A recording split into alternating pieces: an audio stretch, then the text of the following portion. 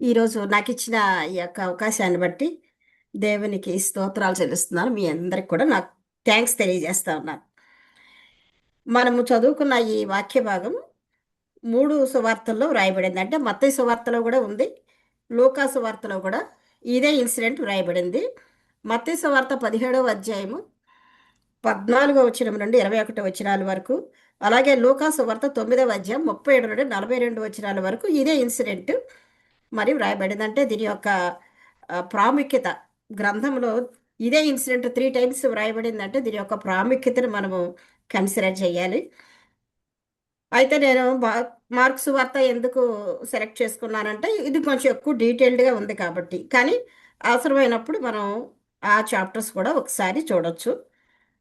ఈ ఇన్సిడెంట్ ఎప్పుడు జరిగిందంటే యేసుక్రీస్తు ప్రభు వారు 12 మంది శిష్యుల్లో ముగ్గురు శిష్యులు ఆయనకి ఇన్నర్ సర్కిల్గా ఉన్నారు. ఆ ఇన్నర్ సర్కిల్ అంటే జాన్, జేమ్స్ అండ్ పీటర్. ఈ ముగ్గురితో ఆయన ట్రాన్స్ఫిగరేషన్ మౌంటైన్ దగ్గరికి వెళ్ళి అక్కడికి వెళ్ళి రూపాంతరం ఆ ఎక్స్పీరియన్స్ అయినాక వాళ్ళు దిగి వచ్చారు. దిగి వచ్చేసరికి ఈ కింద జరిగిన ఇన్సిడెంట్ని ఇది వివరిస్తుంది. ఇక్కడ ఇంకా మిగిలిన 9 మంది శిష్యులు ఇక్కడ ఎవరెవరు ఉన్నారో మనం చూస్తే ఈ 9 డిసైపుల్స్ ఫెయిల్ అయిపోయిన విషయం, దానికి గల కారణాలు మరియు ఎలా రెక్టిఫై చేసుకోవాలి ఆ విషయాల గురించి కూడా వ్రాయబడింది. క్రైస్తవ విశ్వాసాన్ని గురించిన అద్భుతమైన సత్యాలు మరలా మనం ఈ చాప్టర్ని ధ్యానించడం ద్వారా మననం చేసుకుందాం. ఈ చదవబడిన ఈ భాగంలో వారు దిగి వచ్చేసరికి బహుజన సమూహము, శిష్యులు, వారితో శాస్త్రులు అక్కడ తర్కించడం జరుగుతూ ఉంది. దెర్ వాజ్ ఏ కన్ఫ్లిక్ట్, అంటే ఆర్గ్యుమెంట్ వాజ్ గోయింగ్ ఆన్. అక్కడ ఒక తర్కం, తర్క వితర్కాలు జరుగుతూ ఉన్నాయి. ఎందుకంటే శిష్యులు ఫెయిల్ అయిపోయారు స్వస్థత విషయంలో. కాబట్టి అక్కడ శిష్యులు ఫెయిల్డ్ క్యాండిడేట్స్గా కనబడతా ఉన్నారు. తర్వాత శాస్త్రులు అంటే వాళ్ళు they are well versed in word of God. వాళ్ళు ఆది కాండం నుండి పాత నిబంధన వరకు వాళ్ళు బాగా మరి అందులో పాండిత్యం సంపాదించిన వాళ్ళు. వారి మనసుల్లో బైబిల్ మైండ్స్లో ఉంది కానీ వారి హృదయంలో లేకపోవడం మూలాన ప్రతి ఛాన్స్, ప్రతి ఆపర్చునిటీ విమర్శించడానికి లేదా పాయింట్ అవుట్ చేయడానికి వాళ్ళు ఉపయోగించుకుంటా ఉన్నారని మనం చూస్తాం. ఇప్పుడు కూడా మనం తెల్లారు లేస్తే సోషల్ మీడియా నిండా దేవుని సేవకుల పైన మరి విమర్శలు, బయట వారి కాదు, లోపల వారే క్రైస్తవులు, విశ్వాసులు, సేవకులు కూడా ఈ రోజుల్లో ఒక ఫుల్ ఆఫ్ క్రిటిసిజం, విమర్శనాత్మక ధోరణి మనకి కనబడతా ఉంది. They won't lose any chance. ఒకళ్ళ స్వస్థత జరిగినప్పటికీ విమర్శిస్తారు. ఎందుకంటే ప్రభు వారు స్వస్థపరిచినప్పుడు విశ్రాంతి దినాన్ని స్వస్థపరిచారు. స్వస్థపరచకపోతే ఒక ఆర్గ్యుమెంటు, స్వస్థపరిస్తే ఇంకొక ఆర్గ్యుమెంట్. ఏదేమైనా ఆర్గ్యూ చేయడానికి అవకాశాలు వాళ్ళు చూసుకుంటా ఉన్నారు. అది రెండో కేటగిరీ. ఇక మూడో కేటగిరీకి వస్తే పేషెంట్, లేకపోతే రోగి, బాధితులు. ఇక్కడ ఒక పేషెంట్ మనకు కనబడతా ఉన్నాడు. అతను ఈవిల్ పొజిషన్ అయి ఉండటం మూలాన నిస్సహాయ స్థితిలో ఉన్నాడు. ఎవరైనా సరే హెల్ప్ చేస్తే తప్పించి తనంతట తను సహాయం చేసుకోలేడు. తర్వాత ఫోర్త్ చూస్తే తండ్రి, ఆ యొక్క పేషెంట్ యొక్క తండ్రి, తన ఒక్కగానొక్క కుమారుడు. మరి అతను ఎంత హృదయ విదారకమైన పరిస్థితిలో ఉన్నాడో, మరి తన కుమారుడు ఆ విధంగా చూసి ఎటువంటి దుఃఖకరమైన స్థితిలో ఉన్నాడో మనం అర్థం చేసుకోవచ్చు. ఇక తర్వాత బహుజన సమూహం. జన సమూహంలో రకరకాల మనుషులు ఉంటారు. కొందరు ఆ పార్టీ, కొందరు ఈ పార్టీ. అయినప్పటికీ యేసు ప్రభువుని చూడగానే వాళ్ళు విభ్రాంతి నుండి పరిగెత్తుకుంటూ వచ్చి ఆయన్ని వందనం చేశారని వ్రాయబడింది. ఎందుకు మిగిలిన విభ్రాంతి నొందారు అనేది మరి ఇక్కడ వ్రాయబడలేదు. కానీ మరి పండితులు ఏమంటారంటే ఆయన రూపాంతర కొండ మీద నుండి వచ్చారు కాబట్టి ఆయన మోషే ఆ యొక్క పర్వతం నుండి వచ్చినప్పుడు అతని చర్మము మరి ప్రకాశించినట్లుగా, మరి ప్రభువారు కూడా మరి రూపాంతరం కొండ నుండి వచ్చినప్పుడు ఆయన ఇంకా ప్రకాశిస్తూ ఉండంటారు. లేకపోతే ఆయన మొహంలో ఉన్న తేజస్సు చూసి వాళ్ళు విభ్రాంతి నొందుంటారు. మరి ఇంకేదైనా అయి ఉండొచ్చు. ఆ అదైతే ఇక్కడ వ్రాయబడలేదు. అయితే ఇక్కడ మాత్రం చాలా ఆర్గ్యుమెంట్ జరుగుతా ఉంది. ఇప్పుడు ఆర్గ్యుమెంట్‌కి కారణం ఏంటని ప్రభువారు అడిగారు. అడిగినప్పుడు మొట్టమొదట తండ్రి ఇనిషియేటివ్ తీసుకున్నాడు. తండ్రి ఇనిషియేటివ్ తీసుకొని మనకి ఈ మార్కులో లేదు లేదు కానీ మత్తయి సువార్త 17వ అధ్యాయం 14వ వచనంలో ఏముందంటే అతడు మోకాళ్ళూరి అని ఉంది. అతను ప్రభు దగ్గరికి వచ్చి మోకాళ్ళుని అంటే తన విధేయత చూపిస్తా ఉన్నాడు, తన నీడ్ని బట్టి, తన డెస్పరేట్ కండిషన్ బట్టి. తర్వాత లూకాసు వార్త 9:30 అందులో నేను వేడుకుంటున్నాను అన్నాడు, బ్రతిమలాడుతున్నాడు. ఎందుకంటే హీస్ ఓన్లీ సన్. తర్వాత అతను చెప్తా ఉన్నాడు, ఈ అటాక్ మామూలు సిక్నెస్ కాదు కానీ it is an attack by evil spirit అని ఇతను చెప్తున్నాడు, మోగ దయ్యము పట్టిన అని. తర్వాత దాని యొక్క వర్ణన కూడా చేశాడు. అది అకస్మాత్తుగా అతని నీళ్ళల్లోనో నిప్పుల్లోనో అంటే ఎక్కడైనా ఒకవేళ వాటర్ దగ్గరికి వెళ్తే అక్కడ కానీ నిప్పుల్లో కానీ అతన్ని పడేయటానికి అంటే మూర్ఛ వచ్చి అతను అందులో పడిపోవటం, గాయపరచబడటం, నురుక్క, తర్వాత పళ్ళు కొరకటం, మూర్ఛ, ఎపిలెప్సీ, ఇవన్నీ ఆ బిడ్డ అనుభవిస్తా ఉన్నాడు. ఇప్పుడు ఈ తండ్రి తన మాటల్లో మనం ఏం చూస్తామంటే, బోధకుడా మూగదయ్యం పట్టిన నా కుమారుడు నీ యొద్దకు తీసుకుని వచ్చాను. అతని ఇంటెన్షన్ ఏంటంటే యేసుప్రభు వారి దగ్గరికి తీసుకొచ్చాడు, శిష్యుల దగ్గరికి తీసుకురావటం కాదు, యేసుప్రభు వారి దగ్గరికే తీసుకొచ్చాడు. అయితే యేసుప్రభు వారు ఫిజికల్గా అక్కడ లేరు, ఆయన రూపాంతరపు కొండ మీదకి వెళ్ళారు. కాబట్టి ఆయన ఫిజికల్గా లేరు కాబట్టి ఆయన శిష్యులు ఆ పని చేయాలి. యాక్చువల్గా యేసుప్రభు వారు మరి మత్తయి సువార్త 10వ అధ్యాయం 1వ వచనంలో నుండి మనం చూస్తే 12 మంది శిష్యులకి ప్రతి విధమైన రోగం మీద, ప్రతి విధమైన అపవిత్రాత్మ మీద అధికారం అనుగ్రహించడం, వారు వెళ్ళి మరి అలాగ చేయటం కూడా మనం చూస్తాం. ఎందుకంటే ప్రభువారు ఫిజికల్గా ఉన్నప్పుడు, ఫిజికల్ బాడీలో ఉన్నప్పుడు ఒక చోట ఉంటే ఇంకో చోట ఉండలేరు కాబట్టి శిష్యులకి ఆ పని డెలిగేట్ చేసినట్టుగా మనం చూస్తాం. వాళ్ళు కూడా చాలా సక్సెస్ అయ్యి సంతోషంతో ప్రభా మేము దయ్యాన్ని కూడా వెళ్ళగొడుతున్నాం వాళ్ళు సంతోషించడం కూడా జరిగింది. కాబట్టి వాళ్ళు ఎక్స్పీరియన్స్ కలిగి ఉన్న శిష్యులే. అయితే ఇప్పుడు ఏం జరిగిందంటే శిష్యులు చెయ్యలేకపోయారు. నీ శిష్యులను అడుగుతిని గాని అది వారి చేత కాలేదని చెప్పెను. అంటే they fail to heal him. అప్పుడు యేసుప్రభు యొక్క రియాక్షన్ ఎలాగుందో మనం చూద్దాం. ఆయన విశ్వాసము లేని తరము వారులారా, విశ్వాసము లేని తరము వారులారా. మత్తయి సువార్తలో, లూకా సువార్తలో ఏముందంటే మూర్ఖ తరము వారులారా. ఈ జనరేషన్ ఈ జనరేషన్ ఏంటంటే విశ్వాసము లేదు అని ఉంది. యాక్చువల్గా శిష్యులు విశ్వాసులే, విశ్వాసులే కాకుండా మరి వాళ్ళు ఈ స్వస్థత పరిచర్యలో ఎక్స్పీరియన్స్ కూడా కలిగి ఉన్న వాళ్ళే.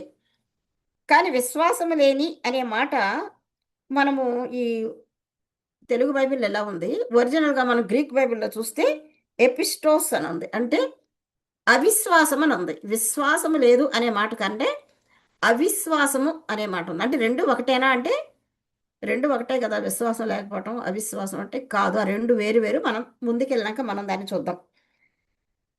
తర్వాత మూర్ఖతరము వరలారా, గ్రీకులో ఏమందంటే డయాస్టెమేనే అంటే వంకర తిరిగిపోయిన, హోల్లీ ట్విస్టెడ్ అంటే స్ట్రైట్గా ఉండాల్సింది వంకరగా, పర్వర్షన్, వంకరగా ఆలోచించటం, వంకరగా గ్రహించటం. మనము వంకర అంటే మనకు తెలుసు, మనం చిన్నప్పుడు చదివేవాళ్ళం స్కూల్స్లో. మరి వాటర్లో ఒక కాయిన్ వేస్తే మనం బయట నుండి చూసి దాని యొక్క ప్లేస్ వేరుగా మనకు కనపడదు, డిస్ప్లేస్మెంట్ వేరుగా కనపడద్దు, దాన్ని రిఫ్రాక్షన్ అంటాం. అంటే మన యొక్క చూపు వంకరగా ఉంది అంటే దాన్ని అర్థం చేసుకునే పర్సెప్షన్ మారిపోయింది, వంకరగా ఉంది. కాబట్టి ఈ రెండు మాటలు ప్రభువారు శిష్యుల్ని చెప్పారు. ఒకటి అవిశ్వాసము, రెండోది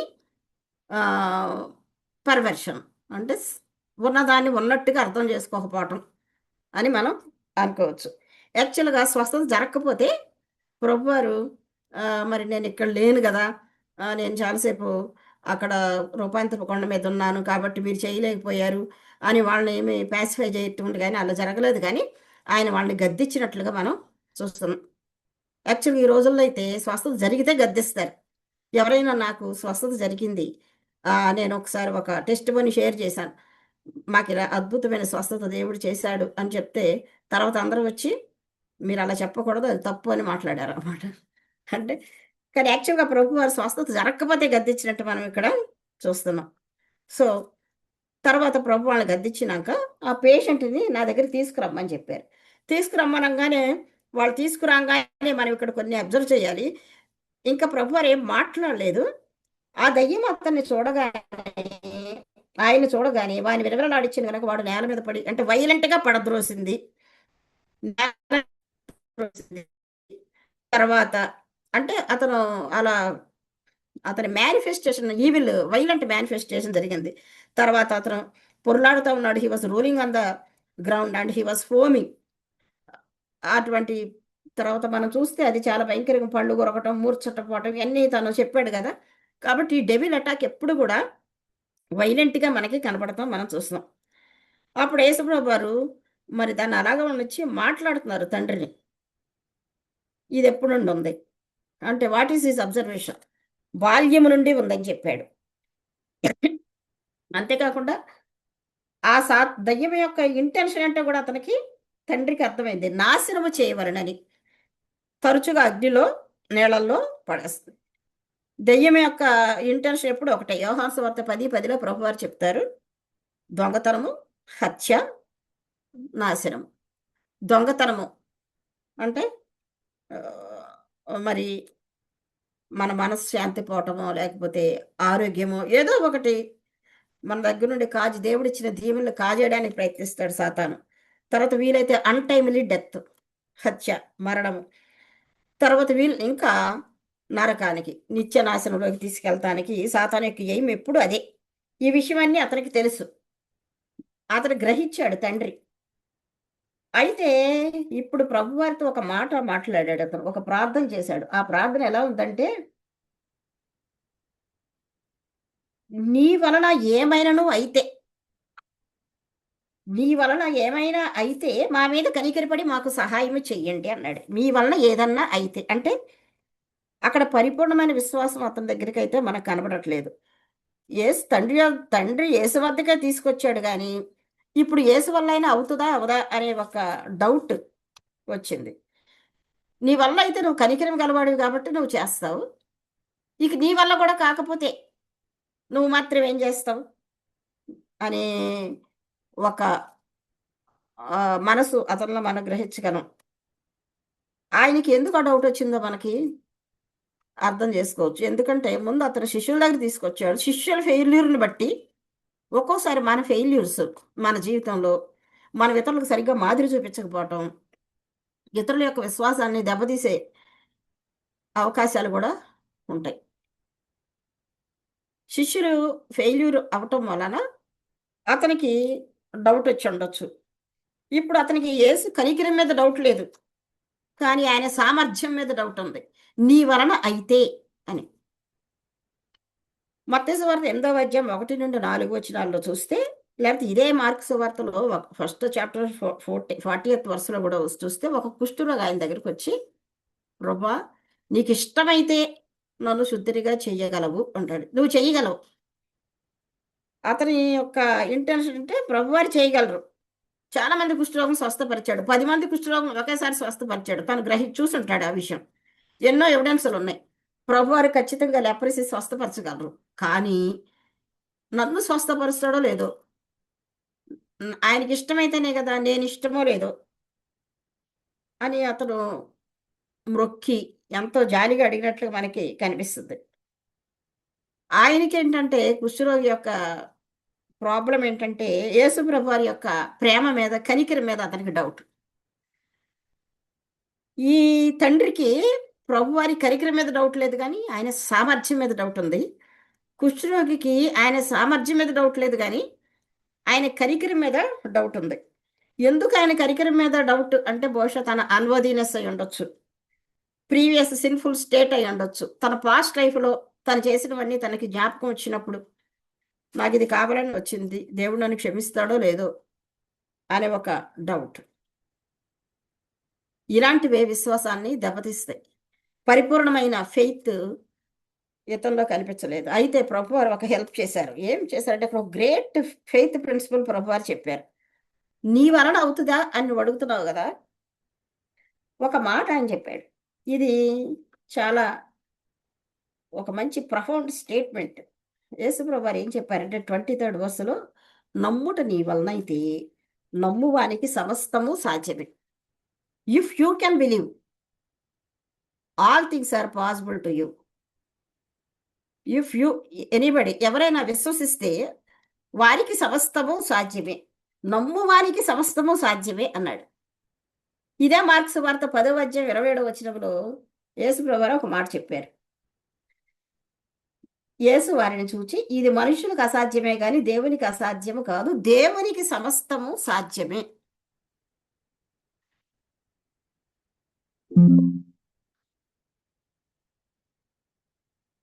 ఇదేంటంటే దేవునికి సమస్తము సాధ్యమే. మనం చిన్నప్పుడు ఈక్వేషన్స్ డెరివేషన్స్ వేసేవాళ్ళం కదా స్కూల్లో. ఇది మనం అనుకుందాం, ఇది ఫస్ట్ ఈక్వేషన్. దేవునికి సమస్తము సాధ్యమే. రెండోది ఇప్పుడు మనం మార్కు సువార్త 9వ అధ్యాయంలో చదివాం. నమ్మువానికి సమస్తము సాధ్యమే. దేవునికి సమస్తము సాధ్యమే. రెండవది నమ్మువానికి సమస్తము సాధ్యమే. ఇప్పుడు ఇందులో కామన్ పాయింట్ ఏది? సమస్తము సాధ్యమే. ఈ 2 ఈక్వేషన్స్ మనం గనక చూసుకుంటే ఎవరెవరికి సమస్తము సాధ్యమే అంటే, ఒకటి దేవునికి, రెండవది నమ్మిన వానికి. నమ్మిన వానికి అంటే ఏమి నమ్మిన వానికి? దేన్ని నమ్మాలి? మన నమ్మకం దేని మీద ఉండాలి? ఒక్కోసారి మనం మన విశ్వాసం మీద విశ్వాసం ఉంచుతాం. విశ్వాసంతో ఒకటి సాధిస్తాం. రెండోసారి నాకు అంత విశ్వాసం ఉంది కాబట్టి నేను తప్పకుండా చేస్తాను అనుకుని మన ఫెయిత్ మీద మనం ఆధారపడతాం. ఒక్కోసారి డెనామినేషన్ మీద ఆధారపడతాం. ఒక్కోసారి మన పాస్టర్స్ మీద, ఇప్పుడు ఇతని శిష్యుల మీద ఆధారపడ్డట్టుగా పాస్టర్స్ మీద, లేకపోతే మనకంటే సీనియర్స్ మీద, లేకపోతే మన ప్రీవియస్ ఎక్స్పీరియన్స్ మీద మనం నమ్మకం పెట్టుకుంటాం. కానీ వాక్యం ఏం చెప్తుందంటే దేవుని నమ్మాలి, దేవుని సామర్థ్యాన్ని, దేవుని ప్రేమను. ఆయన ఖచ్చితంగా చెయ్యగలడు, సమస్తము సాధ్యమే అనే విషయం. రెండవది, ఆయన నాకు చెయ్యగలడు అనే విషయాన్ని మనం నమ్మాలి. రోమాపత్రిక 8:32 తన సొంత కుమారుని సిలువ మీద ఇవ్వడానికి మనకి వెనుక తీయని తండ్రి మనకి ఆయనతో పాటు సమస్తమును ఎందుకు అనుగ్రహింపడు? తన సొంత కుమారుణ్ణే ఒక బాధాకరమైన, అవమానకరమైన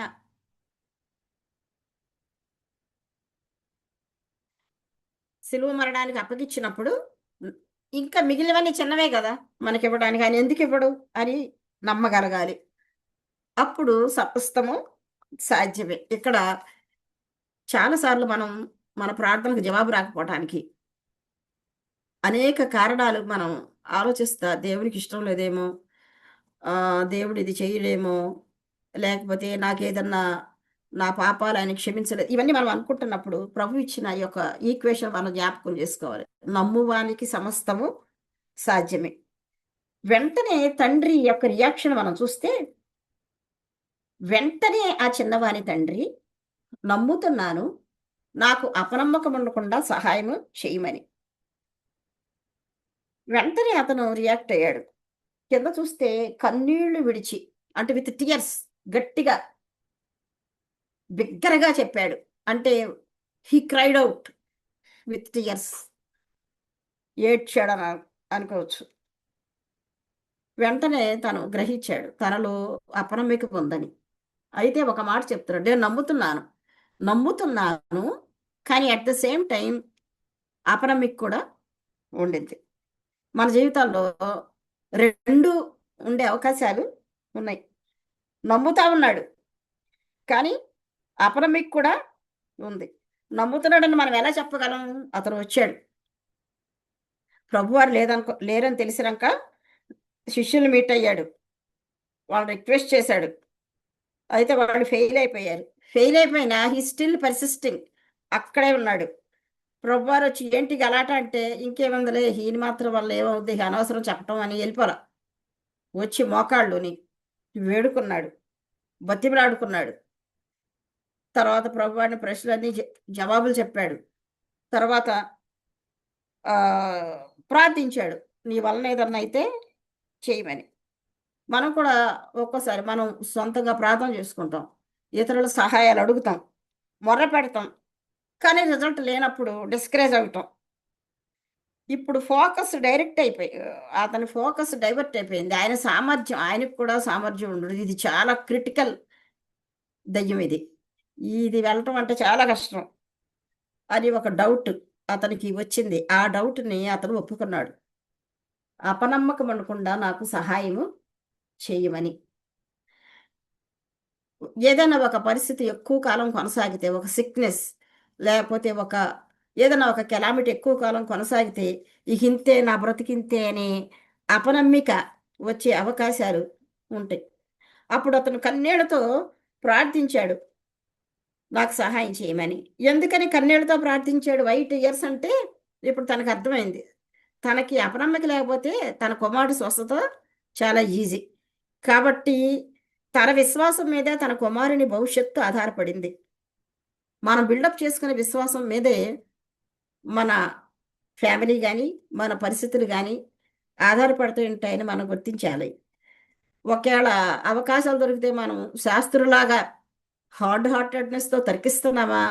లేదా ఎందుకు ఈ ఫెయిల్యూర్ జరిగింది అని మనని మనం సెల్ఫ్ చెకింగ్ లోకెళ్తున్నామా అనేది మనం అర్థం చేసుకుంటే, ప్రతి పరిస్థితి మనం మరి దేవుని దగ్గరికి తీసుకొచ్చి అంటే నెగెటివ్‌గా అయిపోకుండా ఉండగలం. శాస్త్రులు నెగెటివ్‌గా అయిపోయారు.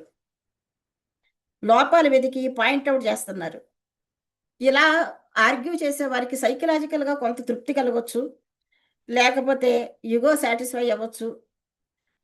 లేకపోతే ఆహ్, కొంతమంది దైవ సేవకుల మీద ఉన్న ఒక ఒక టైప్ ఆఫ్ జెలసీ అంటే నేను చేయలేకపోయాను వాళ్ళు చేస్తున్నారు అనే ఒక జెలసీతో ఉండి కూడా ఇలా క్రిటిసిజం చేయొచ్చు. కాబట్టి బ్రెస్ట్ క్రిటిక్‌గా మన ఇంటెలిజెన్స్ ఎగ్జిబిట్ చేసుకోవచ్చు కానీ, చాలా ఇంపార్టెంట్ విషయం మిస్ అవుతున్నారక్కడ. శాస్త్రులు పాత నిబంధన అంతా తిరగేసిన పండితులు. పాతకాలం నుండి దేవుడు యెహోవా రాఫా అనే పేరుతో ఆయన ప్రత్యక్షమవ్వడం, తన ప్రజల్ని అరణ్యంలో తాపకరమైన సర్పాలు కరిచినప్పుడు ఎలా స్వస్థత పొందాలి నిదానించి ఆ యొక్క సర్పాన్ని, ఇత్తడి సర్పాన్ని చూడాలంటం. ఎలీషా కాలంలో మరి జరిగిన స్వస్థతలు, నయమాను యొక్క కుష్టు ఎలా తగ్గటం ఇవన్నీ వాళ్ళకి తెలుసు. పాత గ్రంథంలో వాళ్ళు చదివారు. ప్రెజెంట్ ఇప్పుడు యేసు ప్రభువారు శిష్యులు చేస్తున్న స్వస్థతలు చాలా చూసారాళ్ళు, విన్నారు. కానీ ఒక్కటి ఫెయిల్ అయ్యేసరికి తర్కంలోకి దిగారు. ఇప్పుడు మన క్రైస్తవులు కూడా చాలా మంది అలాగే ఉంటున్నారు. గ్రంథంలో ఉన్నాయి యాజ్ ఇట్ ఈస్‌గా నమ్ముతున్నాం. నమ్మాలి. జరిగేయి కూడా మనము గ్రహించాలి. ఇవి ఒకవేళ ఆపర్చునిటీ దొరకంగానే ఒక సాకు. ఒకవేళ స్వస్థత కలిగినా ఇంకొక ఏదైనా విశ్రాంతి దినాన్ని స్వస్థపరిచి ఏదో ఇంకొక ఈ రోజుల్లో నాకెందుకో స్పిరిట్ ఆఫ్ క్రిటిసిజం మన క్రైస్తవ్యాన్ని పట్టిపీడిస్తుందని అనిపిస్తా ఉంటుంది. అయితే యేసుప్రభు వారి మనం మళ్ళీ ఇందులోకొద్దాం. యేసుప్రభు వారి ఆ తండ్రికి పెట్టిన మొర్ర విని వెంటనే ఆయన మూగమైన చెవిటి దెయ్యమా అతను మూగదే అని చెప్పాడు. మూర్ఛరోగం అని చెప్పాడు. చెవిటితనం కూడా ఉందని ఇతనికి తెలీదు తండ్రికి. కానీ ప్రభువారికి సమస్య లోతులన్నీ తెలుసు కాబట్టి మూలమైన మూగమైన చెవిటి దెయ్యమాని గద్దించి స్వస్థపరిచాడు. అతని అపనమ్మిక కొరకు హెల్ప్ మీ మై అన్‌బిలీఫ్ అన్నాడు. ఎలా ఈ అవిశ్వాసాన్ని వదిలించుకోవాలి? అంటే విశ్వసిస్తూ ఉన్నాడు. వెనక అవిశ్వాసం కూడా నీడవలే వస్తాం. మనం కూడా ప్రభు వైపు చూసినంత సేపు విశ్వసిస్తాం. పరిస్థితుల వైపు చూసినప్పుడు అవిశ్వాసం కలిగి ఉంటాం. రోమపత్రిక 8వ అధ్యాయంలో ఏముంటదంటే, శరీర సంబంధమైన మనస్సు మరణము అంటే శరీర సంబంధమైన మనసు అంటే పాపం అని కాదు. మన యొక్క హ్యూమన్ ఇంటెలిజెన్స్‌తో మన యొక్క 5 సెన్సెస్ కళ్ళు, ముక్కు, చెవులు వీటి ద్వారా మనం ఫెయిల్ అయిపోతాం. కానీ దేవుని శక్తి మీద మన ఫోకస్ మనం ఉంచగలిగితే మన విశ్వాసంలో సక్సెస్ అవుతాం. యేసు తండ్రి మొర విని ఆయన్ని స్వస్థపరిచాడు. తర్వాత శిష్యులు కూడా వాని చెయ్యి లోనకి వెళ్ళినాక శిష్యులు మేమెందుకు దయ్యాన్ని అడుగుతారు. ఎందుకు ఎల్లగొట్టలేకపోయామని. ఎందుకంటే వాళ్ళకి చాలా ఎక్స్‌పీరియన్స్ ఉంది. ప్రభు వాళ్ళకి 10వ అధ్యాయం మత్తయి సువార్త చూసినప్పుడు సమస్తమైన అధికారం ఇచ్చాడు. కానీ వాళ్ళు ఎందుకు చేయలేకపోయామని వాళ్ళు అడిగారు. వాళ్ళు కూడా కరెక్షన్ చేసుకోవడానికి ఇష్టపడతా ఉన్నారు. యేసుప్రభు వారు అక్కడ ఒక కారణం చెప్పారు. కానీ అంటే అది ఎలాగు కారణం కంటే మనం 29 వచనంలో ప్రార్థన వలన ఇది వెళ్ళిపోతుందని. అంటే అయితే ఇది సొల్యూషన్. అసలు సమస్య ఏంటో మనం చూస్తే సమస్య ఏముంటదంటే మత్తయి సువార్తలో ఉంటుందది. మీరు ఎందుకు దాన్ని వెళ్ళగొట్టలేకపోయారంటే మత్తయి సువార్త 17వ అధ్యాయములో ఆ మాట ఉంటుంది. మీ అల్ప విశ్వాసం వలననే అని. మత్తయి సువార్త 17వ అధ్యాయం 20వ వచనంలో ఆ మాట ఉంటుంది. ఎందుకు దాన్ని వెళ్ళగొట్ట చేతనంటే మీ అల్ప విశ్వాసము చేతనే. అయితే గ్రీక్ బైబిల్ అక్కడ ఎపిస్టియోస్ అని ఉంది. కింగ్ జేమ్స్ వర్షన్‌లో మీ అవిశ్వాసం అని ఉంది. ఎన్ఐవిలో అల్ప విశ్వాసం అని ఉంది. ఇక్కడ అవిశ్వాసం విశ్వాసము పాజిటివ్ ఫోర్స్ అనుకుంటే, అవిశ్వాసము నెగెటివ్ ఫోర్స్. అది మన వెనక్కి లాగుతది. అంటే విశ్వాసం లేనోళ్ళు కాదీళ్ళు. విశ్వాసులే. అంటే ప్రభువుని విశ్వసించి ఆయన కార్యాలు చేస్తున్న వాళ్ళే. కానీ ఒక పర్టిక్యులర్ టైంలో వారికి అవిశ్వాసం వచ్చింది. యాండ్రూ ముర్రే అనే భక్తుడు ఏమని చెప్తారంటే, ఒక బండికి, ఒక గుర్రాన్ని కట్టి, ఒక రథానికి దాన్ని పోనిస్తా ఉంటే, ఆ గుర్రం దాన్ని లాక్కుంటూ వెళ్తది. అయితే అదే బండికి అదే బలంతో వెనక ఇంకో గుర్రాన్ని కట్టి నెగెటివ్ సైడ్‌లోకి తీసుకెళ్తే అప్పుడు ఆ గుర్రం కదలదు. అంటే విశ్వాసము, అవిశ్వాసము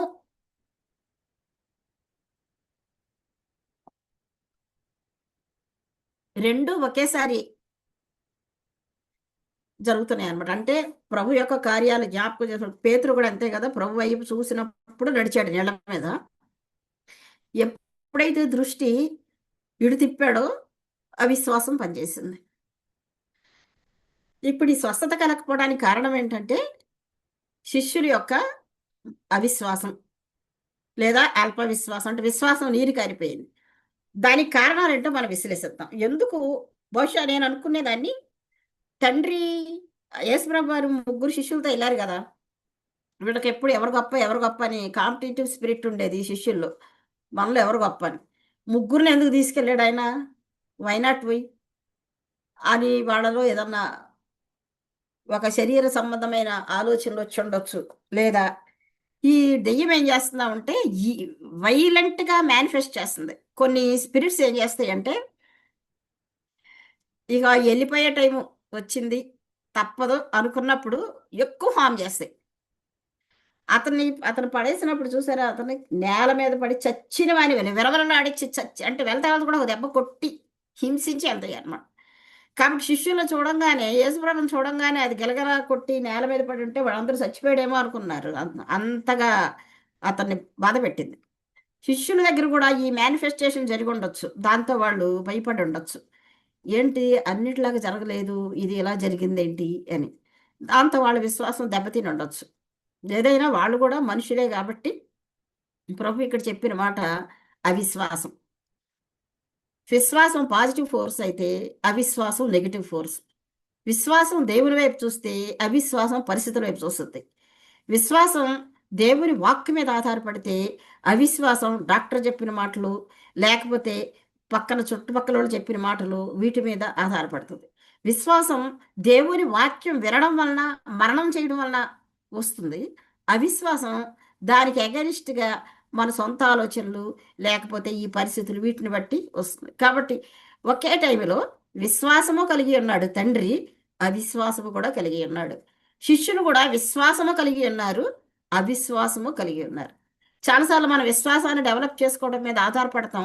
కానీ అవిశ్వాసాన్ని కట్ చేసుకోవడం అనేది కూడా మనం ఆ గుర్రం యొక్క ఆ రిబ్బన్ అది లేకపోతే అది కట్ కట్ చేసేస్తే ఈ రథం ముందుకెళ్ళిపోద్ది. వెనక్కి లాగే గుర్రాన్ని ఊడదీసేస్తే రథం ముందుకెళ్ళిపోద్ది. మనం కూడా అవిశ్వాసాన్ని వదిలించుకుంటే మనం కూడా ముందుకి వెళ్ళిపోగలుగుతాం. అప్పుడు నమ్మువానికి సమస్తము సాధ్యమే అనే మాట మనకి అర్థం. ఇక్కడ తండ్రి ఏం చేశాడంటే యేసయ్యని ప్రార్థించాడు. నాకు సహాయం చేయమని. విశ్వాసానికి కర్త, దాన్ని కొనసాగించేవాడు యేసుక్రీస్తు ప్రభువే. He is the founder of our faith and he is also the perfecter of our faith. విశ్వసించడానికి ఆయనే కారణం. ఆయన ప్రేమ, ఆయన సామర్థ్యం, ఆయన ప్రాణం పెట్టడం అదే కారణం. తర్వాత కొనసాగించాలన్న అంటే మళ్ళీ డౌట్ వచ్చినప్పుడు కూడా మళ్ళీ ఆయన వైపే చూడటం. పేతురు కూడా అదే చేశాడు. ప్రభా మునిగిపోతున్నాను, నాకు సహాయం చేయి, నన్ను రక్షించమన్నాడు. పేతురు మహా ఈతగాడు కదా, తను తను జాలరు కదా. ఆ గలలీ సముద్రంలో చాలాసార్లు ఈత కొట్టి ఉండొచ్చు, కానీ అది విశ్వాసానికి సంబంధించింది. తను సొంతంగా తను రావాలి, ఈదుకుంటూ రావాలనుకోలేదు. ప్రభా నన్ను రక్షించమంటే మళ్ళీ ఇద్దరు కలిసి అదే నీటి మీద నడిచి వస్తారు. యాక్చువల్గా తుఫాను గాలి ఉన్నా లేకపోయినా నీళ్ల మీద నడవటం అనేది అసాధ్యం. కొత్తగా తుఫాను చేసేది ఏమీ లేదు. తుఫాను ఉన్నా, గాలివాన ఉన్నా, ఒకడ లేకపోయినా ఒక వ్యక్తి నీళ్ల మీద నడవటం అసాధ్యం. నీళ్ల మీద నడవటం అంటే కేవలం దేవుని శక్తితోనే అతను నడిచాడు. కానీ మళ్ళీ దీన్ని చూసి కంగారు పడ్డాడు. అంటే మనం కూడా చాలాసార్లు సంబంధం లేని విషయాలు చూసి కంగారు పడతాం. గాలివానికి నీటి మీద నడవటానికి సంబంధమే లేదు. ప్రభు రమ్మన్నారు కాబట్టి అతను నడవగలిగాడు. కానీ ప్రభు మాట మీద డైరెక్షన్ పక్కకు మార్చినప్పుడు అతను మునిగిపోయాడు. మనం కూడా చాలాసార్లు మన జీవితాలు అలా చేస్తాం. దీని విరుగుడేంటో ప్రభు వారు చెప్పారు. ప్రార్థన వలన, కింద పుట్టినట్లు ఉపవాసం వలన. ప్రార్థన, విశ్వాసం ఈ రెండు జంట పక్షులు లాంటిది. ప్రార్థన లేకపోతే విశ్వాసం ఎగిరిపోద్ది, విశ్వాసం లేకపోతే ప్రార్థన కూడా ఎగిరిపోద్ది. ప్రార్థన వలన అవసరం అనుకున్నప్పుడు, అవిశ్వాసం ఎక్కువ బాధిస్తున్నప్పుడు ఉపవసించడం వలన కూడా మనం అవిశ్వాసాన్ని జయిస్తాం. ప్రార్థన వల్ల అవిశ్వాసాన్ని జయిస్తాం. అప్పుడు విశ్వాసంలో మనం ముందుకు వెళ్ళగలుగుతాం. ఇది ప్రభువారు చెప్పిన విశ్వాస సూత్రం. ఎప్పుడు మనం విశ్వాసాన్ని కలిగి ఉంటామంటే, చివరిగా ఒక రెఫరెన్స్ చెప్పి నేను ముగిస్తాను. 1 పేతురు 1:13లో ఒక మాట ఉంటుంది. కాబట్టి మీ నడుమునకు సత్యమును దట్టి కట్టుకుని అని ఉంటుంది. మీ మనస్సు అనే నడుముకి, మన మైండ్. విశ్వాసము అవిశ్వాసం ఎక్కడ పనిచేస్తాయి అంటే మన మైండ్లోనే. Mind is the battle field. అందులోనే సాతాను తలంపులు తీసుకొస్తాడు. అందులోనే పరిశుద్ధాత్ముడు దేవుని వాక్యాన్ని మనకి బోధిస్తాడు. కాబట్టి మన మనస్సును అనే నడుము కట్టుకుని, అంటే మనం ఏదైనా ఒక యుద్ధానికి కానీ దేనికన్నా వెళ్ళాలంటే మనం ఖచ్చితంగా ఒక బెల్ట్ పెట్టుకోవాలి కదా. బెల్ట్ పెట్టుకోతే లూజ్గా ఉంటే మన వస్త్రాలు, మనం యుద్ధంలో వెళ్ళటం చాలా కష్టం.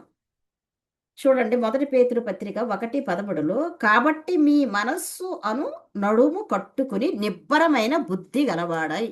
మన బుద్ధి ఎప్పుడు నిబ్బరంగా ఉంటుంది, ఎప్పుడు చంచలంగా ఉండకుండా, స్వస్థపరుస్తాడా లేదా, ఇది అవుతుందా లేదా అనే టెన్షన్ల మధ్య కాకుండా నిబ్బరమైన బుద్ధి ఎప్పుడు కలిగి ఉంటుందంటే మన మనస్సు అనే నడుము. ఆత్మ పురుషుడికి మన మైండే నడుము లాంటిది. దీనికి సత్యం అనే దట్టి కట్టుకోమని ఎఫ్సి పత్రికలో ఉంటుంది. మన మన మనసుకి దేవుని వాక్యమే సత్యం.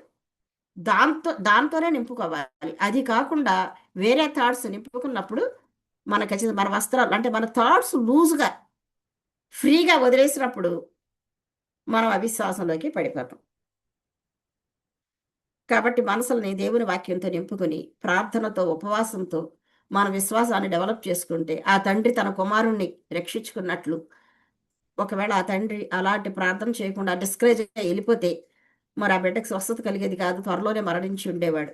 మరి అతని తర్వాత అతని లైఫ్ ఎంత సక్సెస్ఫుల్గా ఉందో మరి వాక్యంలో మనకి తెలియదు, కానీ ఖచ్చితంగా మరి సక్సెస్ఫుల్గానే ముగిసి ఉంటుందని నేను అనుకుంటున్నాను.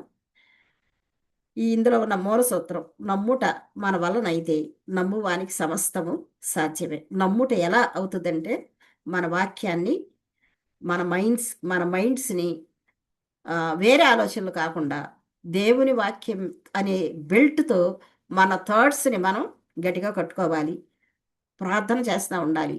విశ్వాసానికి కర్త అయిన, కొనసాగించబడిన యేసు వైపు మనం నిబ్బరమైన బుద్ధితో చూస్తూ ప్రార్థిస్తూ ఉన్నప్పుడు, అవసరమైతే ఉపవాసాలు ఉన్నప్పుడు దేవుడు మన విశ్వాసాన్ని బలపరుస్తాడు. అప్పుడు ఆయన చెప్పినట్లు నేను చేసే మీరు కూడా చేస్తారని చెప్పినట్లుగా మరి ఆయన మనకి ఏ బాధ్యతలు అయితే అప్పచెప్తారో అవి మనం చేయగలుగుతాం. దేవుడు నాకు ఈ అవకాశం ఇచ్చినందుకు దేవునికి వందనాలు. మీ అందరికీ కృతజ్ఞతలు. Thank you.